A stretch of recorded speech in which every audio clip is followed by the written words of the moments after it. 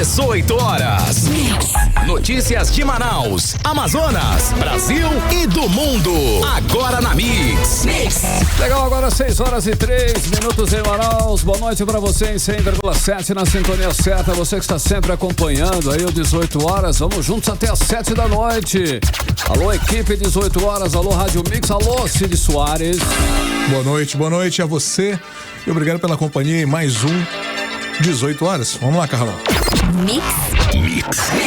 Lembrando, hein, querido ouvinte, você pode participar, interagir conosco aqui no 18 horas, através do nosso WhatsApp, que é o 994887592, o WhatsApp que está à sua disposição. Participe. Claro, queremos saber sua opinião, o que você pensa sobre os assuntos que são discutidos e abordados aqui nas reportagens no 18 horas. Manda uma luzinha pra gente e vamos em frente. Começou mais um 18 horas. Vamos lá, Carlos. Mix. Começando com os destaques do dia, do 18 horas de hoje. Operação da Polícia Federal mira núcleo duro de Bolsonaro que teria tramado golpe de Estado. Generais e ex-assessores do ex-presidente foram alvo da operação de hoje. Bolsonaro tem passaporte apreendido e não pode deixar o país. Aliados de Bolsonaro criticam a ação da Polícia Federal contra o ex-presidente. O governo do Amazonas pede leitos e UTIs para internar pacientes com dengue. Preço da gasolina volta a disparar e chega a R$ 6,49 em Manaus. Hora 6h04, você no melhor mix do Brasil. Começa agora mais uma edição do programa 18 horas. Vamos juntos com você em esses assuntos aí, outros destaques do dia desta quinta-feira, 8 de fevereiro. Você confere a partir de agora aqui no melhor mix do Brasil até às 7 da noite, 18 horas no ar. 18 horas. Olha, hoje teve terremoto político em Brasília. A Polícia Federal deflagrou a Operação Tempus Veritatis, que mira aí a suposta organização criminosa que tentou dar um golpe de Estado para manter Jair Bolsonaro na presidência. Olha essa, Cid Soares. Pois é, o ex-presidente Jair Bolsonaro foi um dos alvos da operação. Os agentes foram à casa do ex-presidente em Angra dos Reis, no Rio de Janeiro, para recolher o passaporte. Como o documento não estava no local, foi dado prazo de 24 horas para entrega.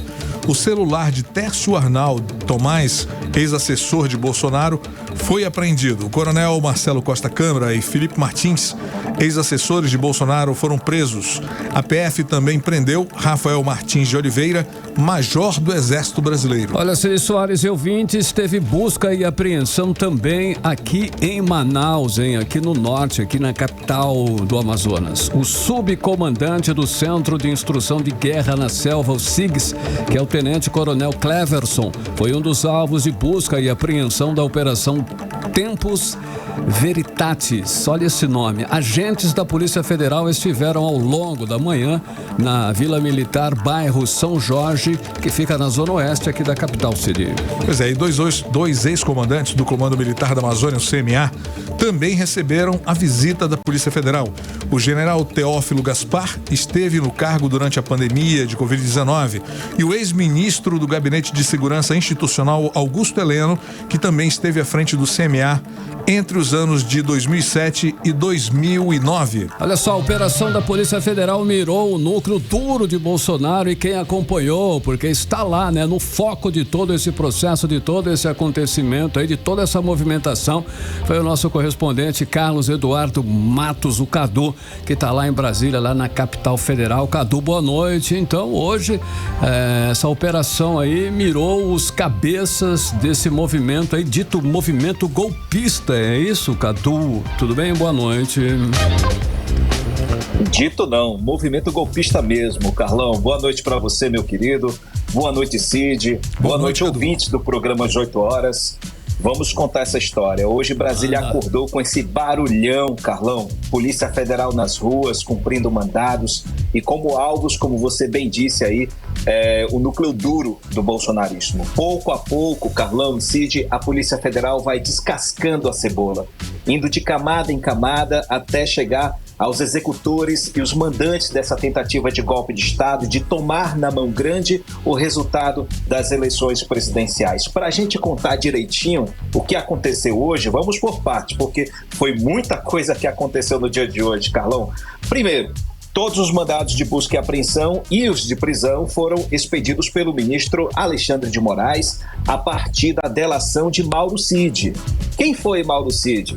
O ex-ajudante de ordens do ex-presidente Jair Bolsonaro. Todo mundo sabia que dali vinha bomba atômica. Quando ele foi preso, houve muita gente ficou desesperada, né? Mauro Cid sabia de tudo. Ele tinha provas de tudo, era o cara dos segredos da família Bolsonaro e o cara dos segredos do governo Bolsonaro. Para não continuar preso, ele decidiu contar tudo o que sabe ou quase tudo, né? E com base na delação, a Polícia Federal correu atrás das provas e aí puxou ainda mais o fio do novelo. E o que as provas da PF, até onde chegou a Polícia Federal, com as provas, por meio das delações, Carlão? Um emaranhado de conversas entre militares e integrantes do governo Bolsonaro tramando um golpe durante a campanha política e não depois das eleições, como se pensava.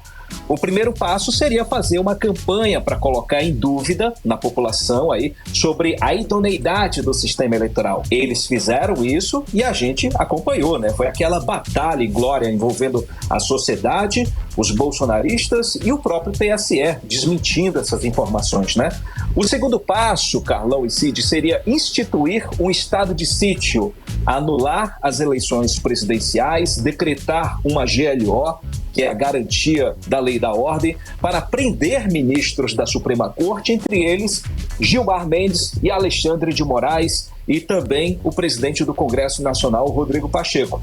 A Polícia Federal conseguiu provas de que Jair Bolsonaro teve acesso a essa minuta do golpe. O texto que foi apreendido pela PF na casa de Anderson Torres, né, naquela época, ainda no ano passado, né, que ele até estava nos Estados Unidos, logo após a tentativa de golpe, ele foi preso lá, foi trazido na casa dele, havia esse texto. Inclusive, Bolsonaro, segundo a Polícia Federal, teria editado o texto. Ele chegou a tirar o Gilmar Mendes e o Rodrigo Pacheco do alvo de prisão, mas manteve o Alexandre de Moraes. Ou seja, Carlão e Cid, o então presidente da República estava por dentro de toda a trama do golpe. Quem estava movimentando esse decreto era o Felipe Martins, que acabou sendo preso, como vocês disseram. Felipe Martins, não sei se vocês acompanharam, lembra dele? Ele estava no discurso do Rodrigo Pacheco, atrás ele fez aquele sinal, acho que é um sinal um símbolo da dinastia branca, uma coisa assim. Ele fez um sinal, ele disse que ele estava agitando o botão, mas ele estava fazendo um símbolo, né, de um grupo branco, sei lá, enfim, ele até foi criticado e saiu do Itamaraty por causa disso. O segundo ponto da história de hoje, Carlão e Cid, essa operação Tempus Veritatis, que significa Hora da Verdade, chegou até os militares. Desde os ataques de 8 de janeiro, o presidente Lula vinha sendo criticado por passar pano para os militares, né? Os fatos, os vídeos, as provas mostravam o envolvimento dos generais e dos coronéis nessa tentativa de golpe. Hoje, finalmente, a PF chegou ao núcleo bolsonarista das Forças Armadas. General Braga Neto, que foi chefe da Casa Civil, vice na chapa de Bolsonaro, o general Heleno, que fez parte da equipe ministerial do ex-presidente, o general Paulo Sérgio Nogueira, que foi ministro da Defesa, o general Almir Garnier, que foi comandante da Marinha, entre outros nomes que foram alvos dessa operação de hoje. Tem um nome, Carlão, que chamou a atenção, que é do general Teófilo Gaspar. Ele foi chefe do comando de operações terrestres do Exército. Para você ter ideia, Carlão, ele seria o homem que daria o ok para colocar os soldados nas ruas na hora que fosse decretada a GLO. O general Teófilo já foi comandante do CMA, aí em Manaus, viu? Ele é hoje um dos militares que vem resistindo a apoiar o povo Yanomami, que vive uma crise humanitária. O Exército não vem atendendo aos pedidos do atual governo de aumentar o efetivo naquela área e combater o garimpo ilegal.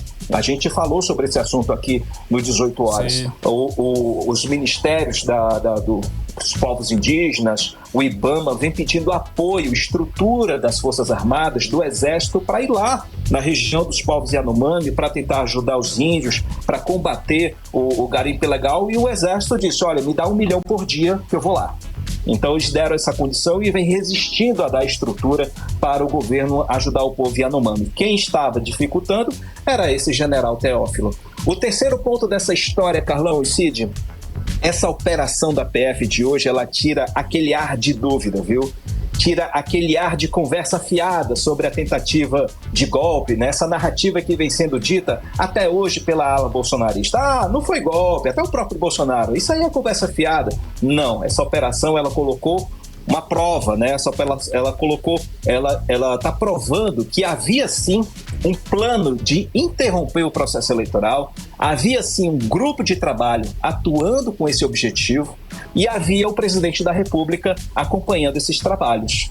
Apesar da estrutura, né, de todo, havia a criação de núcleos dentro do Palácio do Planalto trabalhando com esse objetivo, o golpe não deu certo, porque parte dos militares não aderiu a esse plano. Ainda bem, viu? Essa é uma das operações mais importantes da história política do país, viu, Carlão e Cid? Porque ela mostra o que havia nas sombras. O governo anterior não estava trabalhando pelo país, estava trabalhando pela perpetuação do poder na marra. Carlão e Cid. Zé Cadu, teve essa operação, ela esticou até aqui, né? Teve uma busca e apreensão também aqui em Manaus e o alvo foi o subcomandante do SIGs. Como é que foi isso? Isso mesmo, Cid, o tenente-coronel Cleverson Ney Magalhães, ele foi um dos alvos de hoje da Polícia Federal. Ele fazia parte de um desses núcleos, né, que trabalhava para concretizar o golpe. Como eu falei, havia núcleos trabalhando no Palácio do Planalto, núcleos estruturados para planejar e tentar executar esse golpe, mas ele não deu certo, né? E o tenente-coronel Cleverson fazia parte de um desses núcleos. Ele foi citado diversas vezes nas investigações, por isso ele foi alvo de mandados de busca e apreensão. Os policiais estiveram, como vocês disseram aí, na Vila Militar, no bairro São Jorge, cumprindo os mandados. A gente lembra que havia, em frente ao CMA, aquele acampamento de bolsonaristas, né, pessoas inconformadas com o resultado das eleições. Foi aquela briga, a perturbação da ordem, o fechamento do trânsito, ninguém fazia nada, nem os órgãos municipais, nem prefeitura, nem o Estado, não fazia nada para tirar o povo dali da rua, que estava atrapalhando tudo. Na verdade, o comando do CMA é quem estava protegendo essas pessoas. Interessante que 3 ex-comandantes do CMA foram alvos da operação de hoje: o general Heleno, o general Teófilo Gaspar e o tenente-coronel Cleverson, todos eles envolvidos nessa trama do golpe. Carlão e Cid. Cadu, essa situação aí, nós estamos em ano eleitoral, né? Bem conveniente essa situação aí com relação a todo um processo, porque isso vai influenciar e muito, né? Nessa questão aí, né? De quem será prefeito, aonde, como e quando, né, Cadu? Sim. Na verdade, Carlão, vai ter impacto nas eleições municipais de todo o país. Lógico. Na operação de hoje, o presidente nacional do PL, no Valdemar da Costa Neto, ele foi preso em flagrante por posse ilegal de arma de fogo. A PF, ao cumprir mandados de busca e apreensão no quarto de hotel onde ele morava, aqui em Brasília, e também na sede do PL, que fica na região do Lago Sul, também aqui em Brasília, os agentes federais encontraram uma arma de fogo com registro vencido. A arma está no nome do filho de Valdemar, mas como ela estava em poder de Valdemar, foi ele que acabou em cana. O posse ilegal de arma, a gente sabe, é um crime inafiançável, né, Carlão? Mas com bons advogados, né, é possível deixar a prisão, ficar na prisão pouco tempo. Mas além da arma, a Polícia Federal encontrou algumas pepitas de ouro com Valdemar da Costa Neto. Tudo sem nenhuma documentação. Isso complica ainda mais a vida de Valdemar da Costa Neto. A prisão do Valdemar, Carlão e Cid, interrompe todas as tratativas políticas envolvendo o PL nas eleições municipais em todos os estados, né? E principalmente nas grandes capitais. O Valdemar era o cara que estava conduzindo todas as negociações, era ele que estava configurando as alianças políticas com os outros partidos. Inclusive, no caso de Manaus, há o plano de fazer uma chapa puro sangue, no caso, Capitão Alberto Neto e Coronel Menezes. Ainda tem muito tempo para se começar a campanha, né? Com os fatos de hoje, ainda tem muito tempo para se começar. Mas os fatos de hoje, Carlão, prejudicam, na verdade, a narrativa, viu? A narrativa política. O discurso dos candidatos vai agradar somente a bolha. Ou seja, os seguidores fiéis de Bolsonaro, aqueles que são da direita moderada, né, eles poderão deixar de votar nos candidatos do PL, mas vai depender de quem serão os adversários. Então isso complica um pouco a vida na hora de se expor para a sociedade quais os planos que tem para a cidade de Manaus.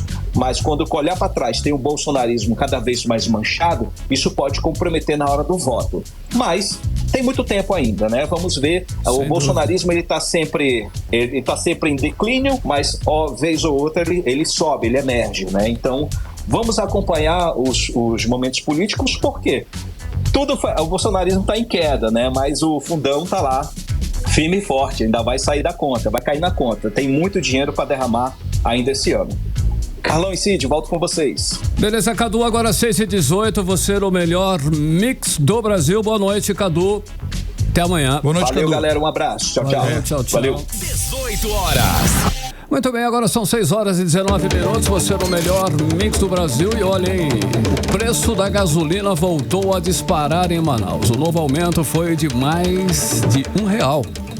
É bastante, hein? Chegou a R$ 6,49. O reajuste seria consequência do aumento do ICMS que passou a valer nesse mês aí, Cid. Olha aí. É isso mesmo. E o repórter André Meirelles ouviu o Procon sobre esse aumento. Boa noite, André. Os postos decidiram aumentar a margem de lucro. É só isso ou tem mais? Muito boa noite, Cid, boa noite, Carlão, boa noite a você que nos acompanha ao vivo aqui na 100.7 e também no YouTube. Olha, o Procon, que é o Instituto de Proteção e Defesa do Consumidor do Amazonas, disse que está em contato com a Cefaz, a Secretaria de Estado de Fazenda aqui do estado, para debater sobre esse tema e sobre os postos estarem aproveitando a nova alíquota do Imposto sobre Mercadorias e Serviços, o conhecido aí ICMS, para recompor margens de lucros, né? Ou seja, significa que o valor de R$ 6,49 praticado na verdade que não estaria unicamente ligado ao aumento tributário, né? Então, segundo o diretor-presidente do Procon, Jalil Frache, ele disse assim que aqueles que reajustaram para R$ 5,59 subiu aí uma média de 30 a 40 centavos, né? Ou seja, esse reajuste que foi feito aí, nesse valor de R$ 5,59, com um aumento de 30 centavos ou 40 centavos, o Procon, então, acredita aí que está dentro da normalidade, né? E o que parece abusivo para o Procon é aquele que aumentou para R$ 6,49, né? Por isso, está sendo planejado aí para que continue essa fiscalização, para que esses aumentos não sejam colocados na conta do reajuste do ICMS. Porque o que acontece? Antes da nova mudança do ICMS, a gasolina comum estava sendo encontrada por R$ 5,40 em média aqui na capital amazonense. Isso aí é conforme o levantamento da Agência Nacional de Petróleo, Gás Natural e Biocombustíveis, a ANP, né? Os valores foram levantados aí, essa pesquisa, esse valor que a gente falou, foram levantados entre os dias 21 e 27 de janeiro. E ocorre que o reajuste anunciado pelo CONFAZ, que é o Conselho Nacional de Política Fazendária, que é o órgão que reúne os secretários estaduais da Fazenda, né? Esse reajuste previa o aumento da alíquota fixa do ICMS sobre a gasolina de R$ 1,22 por litro para R$ 1,37 por litro. Então, assim, estaria sendo cobrado apenas 15 centavos a mais do que o valor anterior. Mas conforme já é possível verificar nos postos aqui da cidade, a gasolina subiu não os 15 centavos, ou os 30 centavos, ou os 40 centavos, mas R$ 1,09, ou seja, mais de 7 vezes o que está sendo cobrado com a nova alíquota do imposto estadual, né? Olha, como eu expliquei, o aumento deve acontecer sim, né? Como já aconteceu em alguns postos de combustíveis, mas com base nas porcentagens que eu falei aqui, né? Só que conforme o Procon já havia anunciado, eles usam não só o ICMS, como outros reajustes como justificativas para aumentar aí o preço dos combustíveis ou da gasolina aqui na capital amazonense, né? E sobre essa situação desses aumentos de outros reajustes, também incluindo o ICMS, quem vai contar pra gente como é que funciona aí esse aumento é a especialista no assunto, a economista Michele Aracati. Vamos ouvir. consumidor manauara se surpreendeu recentemente com o aumento do preço dos combustíveis. E a que se deve a esse aumento, né? Nós tivemos a retomada dos tributos federais, que vão incidir aí sobre o valor dos combustíveis. Nós tivemos também uma mudança na política internacional, tivemos uma alteração no câmbio e nós tivemos também um reajuste do preço dos combustíveis praticados pela Petrobras no mercado nacional. Todos esses fatores combinados, né, implicam direta e indiretamente sobre o preço dos combustíveis. Então foi basicamente esse cenário que impactou no preço dos combustíveis na cidade de Manaus. 18 horas. Cid, Carlão e ouvinte, a gente ouviu a fala da economista Michele Aracati falando aí sobre, né, os impostos, os reajustes que acontecem nesse ano, e um deles é o ICMS, né? Então, alguns donos de postos de combustíveis aqui na cidade de Manaus estão usando a justificativa desses reajustes para aumentar. Tudo bem, segundo o Procon, pode sim haver esse aumento, mas segundo os cálculos é de 15 centavos. Alguns acabaram aumentando 30 ou 40 centavos, como foi visto aí que saiu a gasolina de R$ 5,40 para R$ 5,59 em alguns lugares. Só que agora tem muitas pessoas e muitos postos aqui em Manaus que a gasolina disparou aí para R$ 6,49, ou seja, o reajuste que era apenas de centavos subiu aí a R$ 1,09. Por isso o Procon já se manifestou e vai fazer sim a fiscalização nos postos de combustíveis aqui na cidade de Manaus, e junto também com a Cefaz. Inclusive tem uma nota da Cefaz que reiterou que a decisão de aumento do ICMS partiu de uma deliberação do CONFAZ aí, como a gente falou, que é o Conselho Nacional de Política Fazendária, que é o órgão que reúne os secretários estaduais da Fazenda, e aí fazem todo esse cálculo, esse reajuste que chega aí todo ano, né? O reajuste pode aumentar ou não, mas nos últimos anos só tem aumentado. Só que, como a gente, para resumir aqui, para finalizar, como a gente falou, esse reajuste faz aí com que a gasolina suba de R$ 1,22 por litro para R$ 1,37. Então, assim, seria feito apenas um reajuste em média, normalmente, de 15 centavos. Mas aí saltou para mais de R$1. Olha só, Cid, Carlão. Realmente ficou bastante caro e aumentou muito, né? Então tem que fiscalizar, não é isso, André? Isso mesmo. Beleza, agora 6h25, valeu, André, boa noite. A gente segue aqui no Melhor Mix do Brasil com os destaques do dia em mais uma edição do 18 horas. Mix. Agora falando de saúde pública, é que o governo do Amazonas pede leitos e UTIs, hein? A ministra da Saúde, Nízia Trindade, para pacientes de dengue. O pedido aponta aí a explosão de casos de dengue no Amazonas, a exemplo de praticamente todo o país. Aqui no Amazonas, além da dengue, o estado vive um surto de arboviroses, síndromes gripais e Covid. Tudo isso... Tá fácil não. Tá não. Tudo isso aí tem lotado os leitos nas unidades públicas de saúde. Vamos agora aos detalhes com a repórter Odineia Araújo. Governadores de todo o país participaram de uma reunião virtual com a ministra da Saúde, Nízia Trindade, para a atualização do cenário da dengue no Brasil. O governador Wilson Lima aproveitou a oportunidade para pedir mais leitos de enfermaria e de UTI para atender aos pacientes com dengue no Amazonas. O pedido é um sinal de que os casos estão aumentando rapidamente no estado. Somente em janeiro foram notificados 6.774 casos suspeitos de dengue, contra 2.865 casos em janeiro do ano passado. De acordo com o governo, a maior necessidade do Amazonas hoje é o aumento do número de leitos de enfermaria e de UTI para pacientes adultos. Os leitos pediátricos, de acordo com o governo, estão sob controle.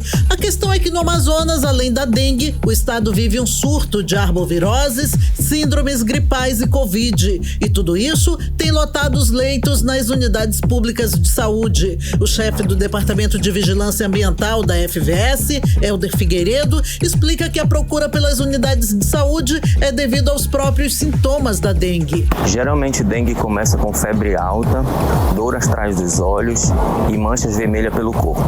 É importante que você fique alerta a alguns sinais e sintomas de gravidade maior dos casos de dengue, principalmente quando você tem, por exemplo, um leve sangramento na gengiva ao escovar os dentes, ou então dor abdominal intensa. Procure a unidade de saúde, procure o serviço médico para que seja orientado e devidamente tratado. Já a chefe do Departamento de Vigilância da Censa, Marinélia Ferreira, ressalta que o combate ao mosquito depende da colaboração de todos. O morador na sua casa aplicar o checklist de 10 minutos, com 10 minutos ele consegue fazer toda a análise de possíveis criadores na sua casa e também sim denunciar casos de pneus ou outros locais que possam servir de criadouro. E em caso de sinais e sintomas, procurar a unidade básica mais perto da sua casa. O Ministério da Saúde informou que a vacina contra a dengue será destinada a 12 municípios aqui do Amazonas, entre eles Manaus e região metropolitana. Mas apenas crianças e adolescentes serão vacinados contra a dengue nesse primeiro momento. Odinei Araújo para o 18 horas. Você está ouvindo 18 horas. Legal, 6 horas e 29 minutos. Você no melhor Mix do Brasil, conferindo aí os destaques do dia em mais uma edição do 18 horas. Continue aí em 100,7. Daqui a pouquinho você vai saber que o Amazonas registrou mais 475 casos de Covid-19. Então toda atenção e todo cuidado é necessário nesse momento. 6h29, você no melhor Mix do Brasil. 18 horas. Agora nós vamos conferir a previsão do tempo. É tempo e temperatura amanhã, já sexta-feira, hein? Final de semana de novo, inclusive carnaval. Pois é. Né, Cid? É isso aí. Tempo e temperatura para o carnaval. Previsão do tempo. Bom, teremos um dia de sol evidente, né? Com algumas nuvens. Chove rápido durante o dia e a noite e a temperatura mínima vai ser de 25 graus e a máxima de 32 graus. Não tem muita diferença do que aconteceu hoje. Chuva, possibilidade de chuva 83% com 15 milímetros. E claro, a umidade relativa do ar variando entre 65% e 94%. É o que temos para amanhã. Olha aí, o nosso Rio Negro, ele subiu mais 4 centímetros de ontem para hoje, elevando o nível do rio no Porto de Manaus para 21 metros e 54 centímetros agora, hein? Acima do nível do mar. 18 horas. Olha, voltando a falar novamente aí, saúde, né? Saúde pública, que é muito importante. O Amazonas registrou mais 475 novos casos aí de Covid-19, e isso em uma semana. Os números foram divulgados pela Fundação de Vigilância em Saúde do Estado e números preocupantes, hein, Cid? É isso mesmo, Calão. Olha, esses números são do período de 28 de janeiro até o dia 3 de fevereiro. Vamos aos detalhes agora. Quem está de volta é a repórter Odinei Araújo. O boletim divulgado nesta quarta-feira pela Fundação de Vigilância em Saúde traz uma atualização da Covid no Amazonas, com dados coletados no período de 28 de janeiro a 3 de fevereiro, sábado da semana passada. No intervalo de uma semana foram diagnosticados 475 novos registros de Covid, totalizando mais de 641 mil casos da doença desde o início da pandemia em 2020. Não há registro de morte por Covid nos últimos 7 dias. Com isso, o total de óbitos pela doença é de 14.488 no estado. O cenário de aumento de casos de Covid no Amazonas vem desde o fim de dezembro do ano passado.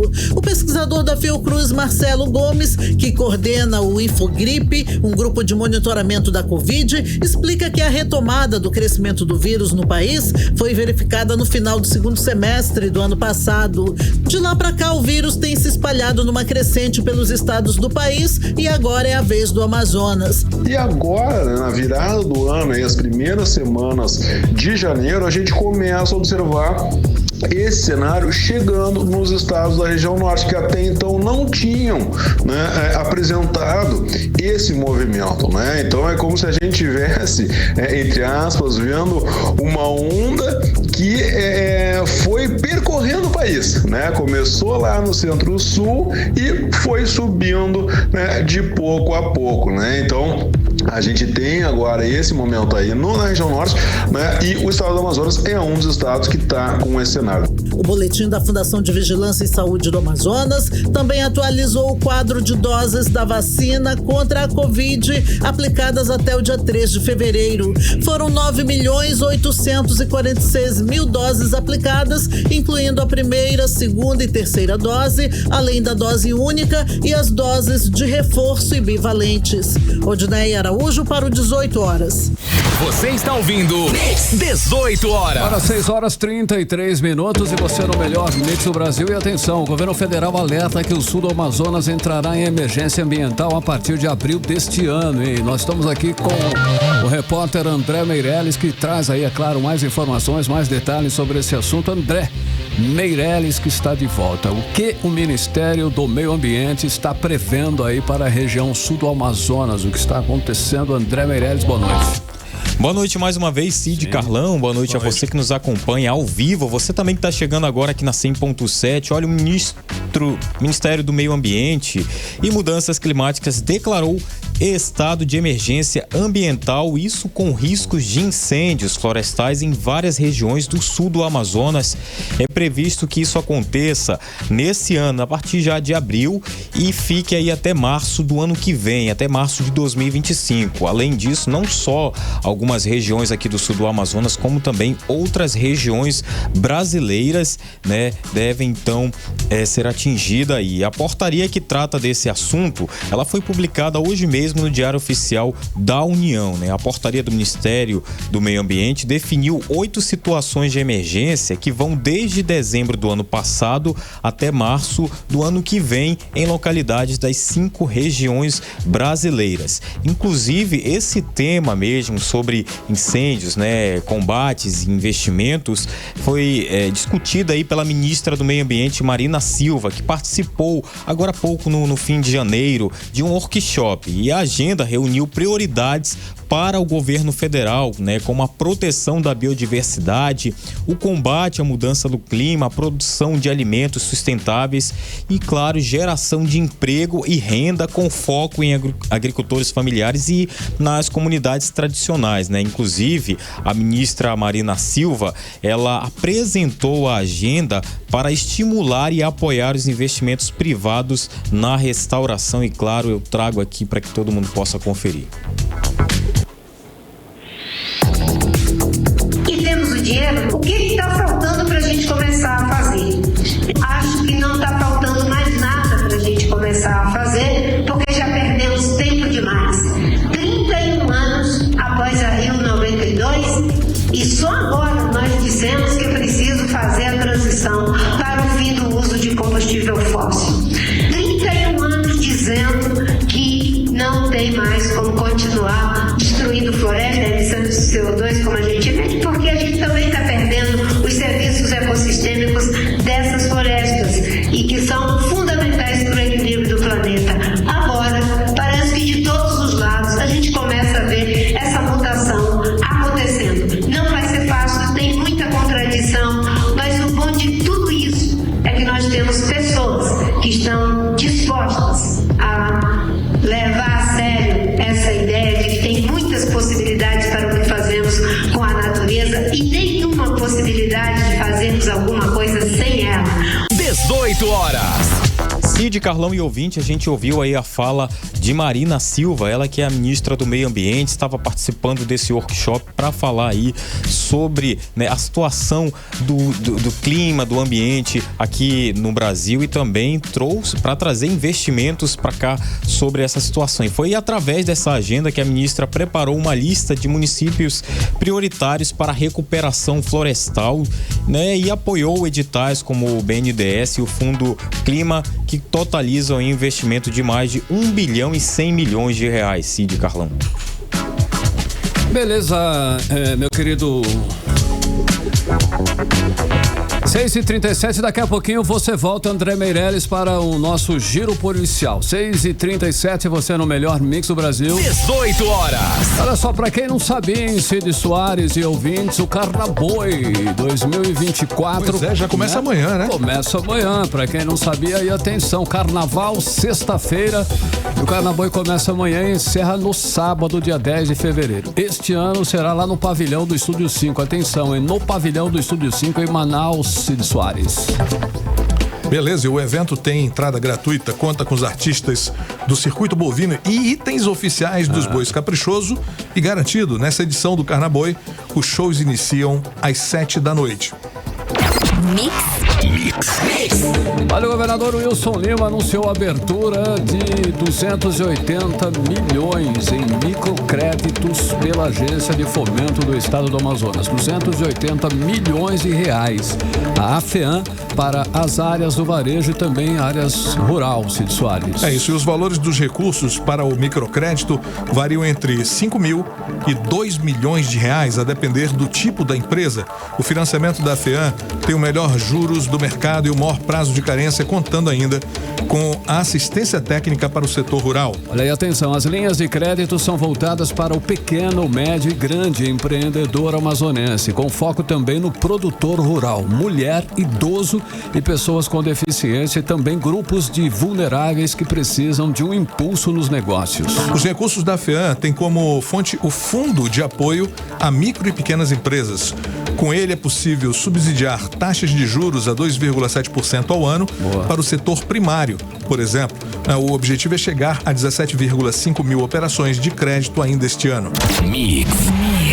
Olha, o Tribunal de Contas realizou hoje a primeira blitz para apurar denúncias de irregularidades. A blitz foi realizada no Hospital e Pronto-Socorro 28 de agosto. 12 auditores estiveram no 28 de agosto para apurar denúncias recebidas pelos canais de comunicação do programa. Vamos conferir mais detalhes agora na reportagem do próprio André Meirelles. Em resposta imediata às denúncias encaminhadas pela Promotoria de Justiça do Amazonas, a primeira fiscalização presencial do Blitz TCE, programa do Tribunal de Contas do Amazonas para apuração de denúncias em curto prazo, foi realizada na manhã desta quinta-feira no Hospital e Pronto-Socorro 28 de agosto, na zona centro-sul de Manaus. Entre os principais aspectos analisados pelo Blitz está a infraestrutura, salas de cirurgias, UTIs e banheiros, assim como a ambientação, climatização e a existência de insumos hospitalares nas enfermarias e UTIs do hospital. O coordenador do programa e secretário de inteligência do TCE, Sérgio Fontes, destacou que a fiscalização foca em apurar com maior rapidez as denúncias recebidas. A especializada do TCE de saúde está verificando infraestrutura, escalas de plantão, tempo de resposta, tempo que as pessoas vão passar aí, alimentação, higiene, se os contratos estão sendo cumpridos. A função do TCE é essa, não é uma função policial, não é uma função que fuja do seu escopo.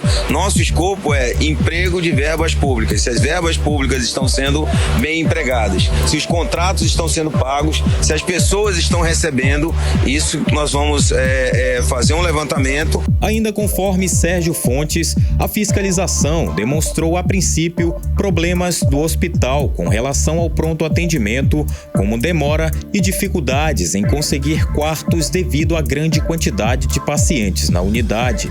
O hospital, o que a gente vê é que ele está sobrecarregado. Isso é evidente.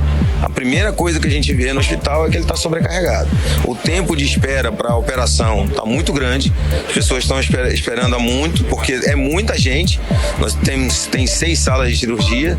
Então, o que a gente vê assim, de maneira a priorística, sem o relatório, sem uma imagem mais detalhada, é que precisa melhorar o tempo de atendimento. E para isso precisa aumentar o tamanho, precisa aumentar as salas, precisa aumentar o espaço, porque realmente ele está superlotado. Com os materiais adquiridos durante a inspeção, a equipe do controle externo do tribunal vai elaborar um relatório e, se verificadas providências urgentes a serem tomadas, o documento deve ser enviado à conselheira presidente, Yara Lins, e após deverá ser encaminhado ao conselheiro relator responsável para dar prosseguimento à operação. Além do Hospital 28 de agosto, novas inspeções devem ser realizadas em breve, segundo o secretário Sérgio Fontes. Não só em hospitais, mas em todos os órgãos que recebem dinheiro público. A nossa intenção é aonde houver dinheiro público, o TCE atuar na urgência. Anunciada pela conselheira Yara Lins na última segunda-feira, o programa Blitz TCE permite ao Tribunal de Contas do Estado uma atuação imediata diante de irregularidades. O programa busca medidas eficientes para evitar danos ao patrimônio e interesses públicos. André Meirelles para o 18 horas. Você está ouvindo 18 horas. Legal, 6h42, você no melhor mix do Brasil. Vamos agora saber aí alguns detalhes sobre as principais vias, o trânsito em Manaus com Cid Soares. Trânsito. Mais uma vez, boa tarde. Olha, de acordo com o Instituto de Mobilidade Urbana, trânsito tranquilo na Avenida Eduardo Ribeiro, nas proximidades do relógio municipal. Agentes aí em rota de monitoramento com boa fluidez. Também o horário está na Avenida Max Teixeira, na altura da Rua São Judas Tadeu, com agentes operando no local. E atenção aí, condutores, trânsito intenso, muito intenso na zona centro-sul de Manaus, em torno da Arena da Amazônia. Proximidades, claro, devido ao jogo. Se possível, evite o local. Agentes nos principais cruzamentos das vias. Avenida Pedro Teixeira, entre Constantino Nery e Djalma Batista, fechada devido ao jogo na Arena da Amazônia, e agentes operando para dar maior fluidez. Se possível, mais uma vez repito, evite o local. A rotatória do produtor com tráfego concorrido, agentes monitorando a via para dar maior fluidez, é o que temos para agora, Carlão. Você está ouvindo 18 horas.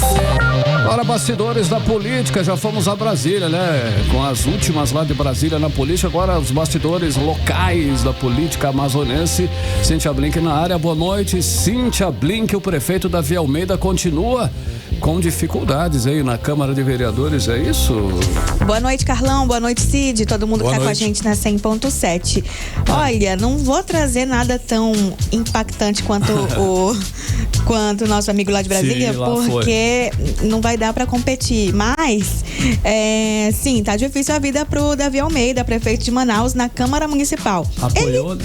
Ele já não vinha tendo ali um céu de brigadeiro, como a gente fala, mas agora ficou mais intenso. A gente está falando de um ano de eleição, os vereadores estão se posicionando e mais de 20 deles ali estão se colocando mais como oposição. É uma oposição que ao mesmo tempo, se o Davi falar com jeitinho, vai, sabe? Cola, porque, né? por exemplo, o empréstimo passou ano passado, né? Sim. Então, assim, é uma oposição conversando, dá tudo certo. Só que dessa vez não teve muita conversa, não. Os vereadores aprovaram a convocação do secretário de administração da SEMAD, né? Que é o Ebenezer Bezerra. Ele tem que explicar aí por que vai ter essa possível privatização da Manaus Med. E foi feito ali um requerimento para trazer tanto o secretário de administração, Ebenezer Bezerra, e solicitando também que a Secretaria de Infraestrutura apresente um cronograma de reforma dos terminais de ônibus. Ou seja, esses pedidos foram feitos pelos vereadores Marcelo Serafim, que já foi líder do prefeito, a gente até conversou um pouco sobre isso ontem aqui, e Capitão Carpê. Capitão Carpê sempre se colocou mais numa posição ali de oposição, a não ser no primeiro momento da gestão Davi Almeida, mas ele vem fazendo essa oposição há um tempinho. Então, vida difícil para Davi Almeida na Câmara Municipal de Manaus, mas tem muito tempo para rolar pra gente ver como é que cada um se posiciona. Por hora, não tá muito fácil. Mas, enfim. Cid, Carlão. Vamos trocar de casa de novo, né? Vamos. Vamos lá, Blink. Os deputados já estão quase em ritmo de carnaval. Boi Bumbá também, tá tudo misturado, né? E deixando aí o plenário quase vazio. O que tá acontecendo por lá, Blink? Quinta-feira costuma ser assim, viu? Não é só porque é as vésperas de carnaval, não. É praxe. A experiência que eu tenho é que quinta-feira é quase sexta e sexta é sextou e foi, entendeu? Final de semana, começa na quinta. Mas, assim, oficialmente teve 4 faltas ali no painel. De qualquer forma, você sabe que tem aquele momento que marca-se a presença, talvez fica um pouco no plenário, mas depois não fica mais. Eu marquei aqui algumas pessoas que foram e ficaram e falaram. A gente tem Carlinhos Bessa, que presidiu hoje, Comandante Dan, Sinésio Campos, Wilker Barreto, João Luiz, Delegado Péricles, Dr. Jorge Gomes, Rosenha, Adjuto Afonso e Tiago Abraim. São 24 deputados. A gente tem menos de 10 que permaneceram por ali. Então, e vamos lembrar que remuneração não é ruim não, viu? Tá em 25 mil. E quem faltou recebe do mesmo jeito também, né? Não tem... Se justificar, recebe do mesmo jeito. E principalmente porque marcou presença, então recebe do mesmo jeito. Blink, o governador, ele está curtindo o Big Brother, é isso mesmo? Ou ele está de olho na Cunhã, na Isabelle? Quem não tá, né? Então, olha, eu não quero deixar ninguém em situações de saia justa, então essa fala é totalmente do Carlão.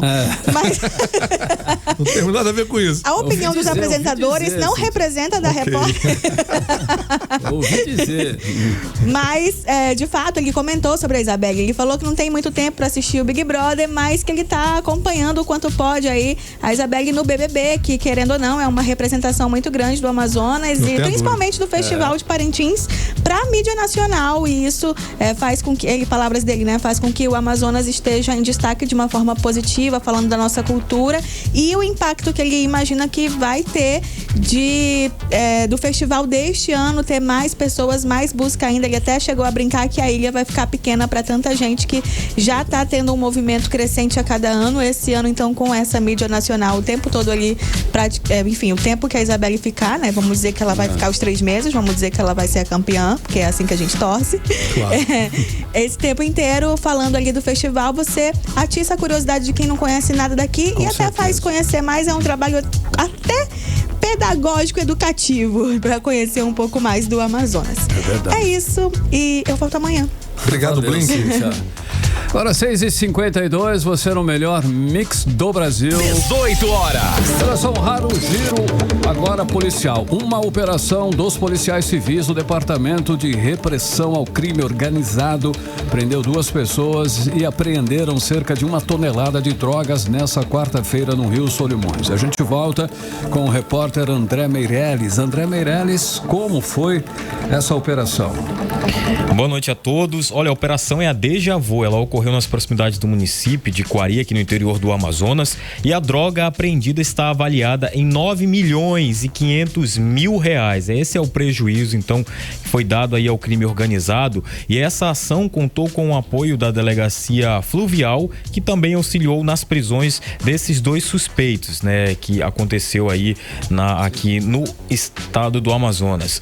E olha só, Cid, Carlão e ouvintes, menos de 30 dias após assumir a liderança da Delegacia Interativa de Polícia de Carauari, aqui no interior do Amazonas, o delegado Regis foi detido nesta quarta-feira após acusar o juiz da comarca da cidade, Jânio Totomo Takeda, de envolvimento em crimes de corrupção. A prisão foi ordenada pelo próprio magistrado, isso durante uma inspeção na referida delegacia, sendo todo o episódio registrado em um vídeo pelo delegado, né? Tem esse vídeo aí que está circulando nas redes sociais, em grupos do WhatsApp, exatamente essa situação que aconteceu aí. Uma equipe do Poder Judiciário compareceu à delegacia para avaliar as condições das celas e dos detentos.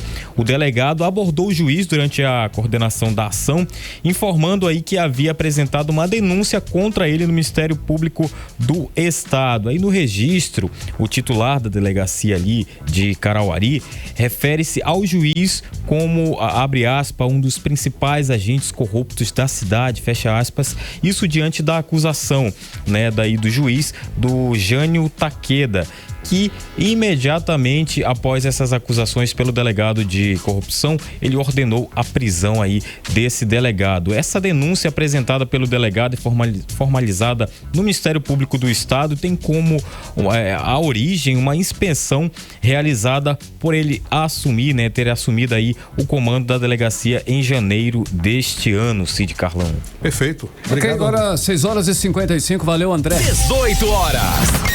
Economia. Vamos aos indicadores econômicos de hoje. O dólar comercial fechou em alta de 0,54%, cotado a R$4,99. O euro fechou também em alta de 0,57% aos R$5,38. O Bitcoin fechou o dia valorizado em 2,49% aos R$226.315. O Ibovespa fechou em baixa de 1,18% aos 128.416 pontos. E a inflação de janeiro ficou em 0,42%, 0,2%, segundo o IPCA, que é o Índice de Preços ao Consumidor Amplo. No mês anterior, em dezembro, o índice havia registrado alta de 0,56%. Em janeiro do ano passado, o IPCA ficou em 0,53% e a inflação acumulada nos últimos 12 meses é de 4,51%. Os dados foram divulgados na manhã desta quinta-feira e tudo pelo IBGE 6h56. 18 horas. Esporte. Legal, giro esportivo, Cid Soares. Hoje, né, chegou aí o grande dia que nós estamos aguardando já há algum tempo. Depois do Flamengo, a grande atração é o Vascão na Arena da Amazônia, que será casa cheia, Cid. Como é que tá essa situação aí? Então, acho que amanhã nós vamos poder falar sobre isso, mas até agora eu não tenho essa informação, Carlão. Se todos os ingressos realmente foram vendidos. Sei que o jogo já está paralisando toda a zona centro-sul de Manaus. Todo o efetivo ali do IMU, enfim, toda essa turma aí do trânsito trabalhando, né, para deixar todo mundo mais confortável, mais tranquilo, que tudo seja dentro da normalidade. Vasco e Audax, portanto, se enfrentando em partida válida pela 7ª rodada do Campeonato Carioca 2024. Duelo agora às 8h15 da noite, lá na Arena da Amazônia, todo mundo se movimentando para chegar até a arena. Em toda a história, as equipes se enfrentaram apenas 4 vezes, todas pelo Campeonato Carioca. Os números são favoráveis ao Vasco, claro, né, com 3 vitórias e 1 empate. O Vasco soma atualmente 9 pontos no campeonato e está a 3 rodadas sem nenhuma vitória. O time vem de um empate com o Flamengo no Clássico dos Milhões, que não saiu do 0-0. Antes perdeu para o Nova Iguaçu por 2-0 e empatou com o Bangu em 2-2.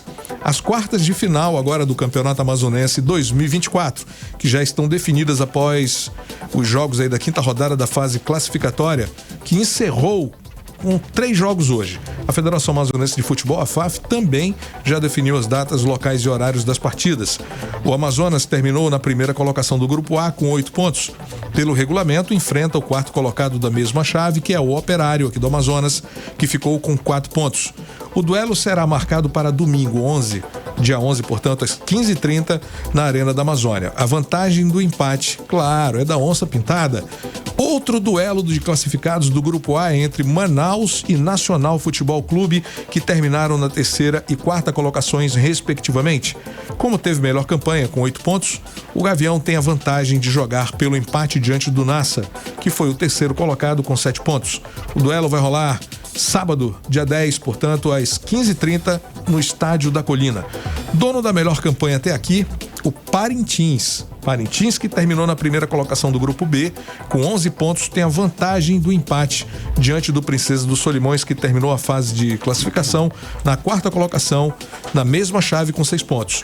O duelo vai rolar também no sabadão, dia 10, às 8 da noite, já no Estádio Francisco Garcia, lá no Rio Preto da Eva. O outro duelo da chave B será entre Manauara, que terminou na 2ª colocação com 10 pontos, e o São Raimundo, que ficou em 3º lugar com 8 pontos. O duelo também rola no sábado, dia 10, 3h30 da tarde, só que lá no Carlos Amit. A vantagem do empate é do Robô.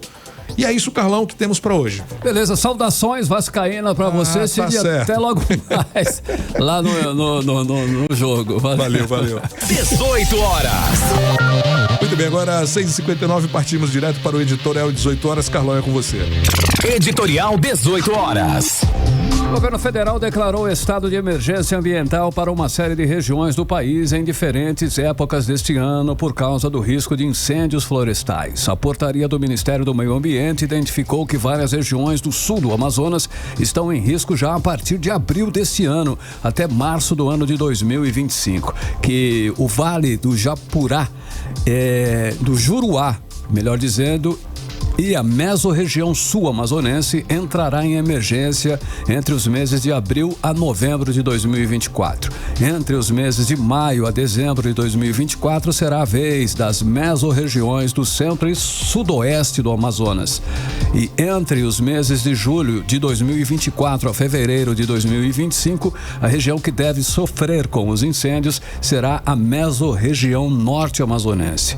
A portaria permite a órgãos públicos se anteciparem para a contratação de serviços sem a necessidade de processo seletivo. Se tentarem remediar os problemas que certamente virão, como no caso da fumaça que encobriu Manaus no ano passado, é sério. Agora os governantes não têm desculpas para tomar as medidas necessárias, porque já estão sendo avisados com bastante antecedência. 18 horas.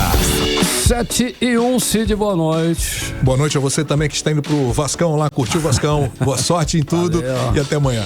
Até amanhã. Você ouviu 18 horas. As notícias do Brasil e do mundo. De volta amanhã.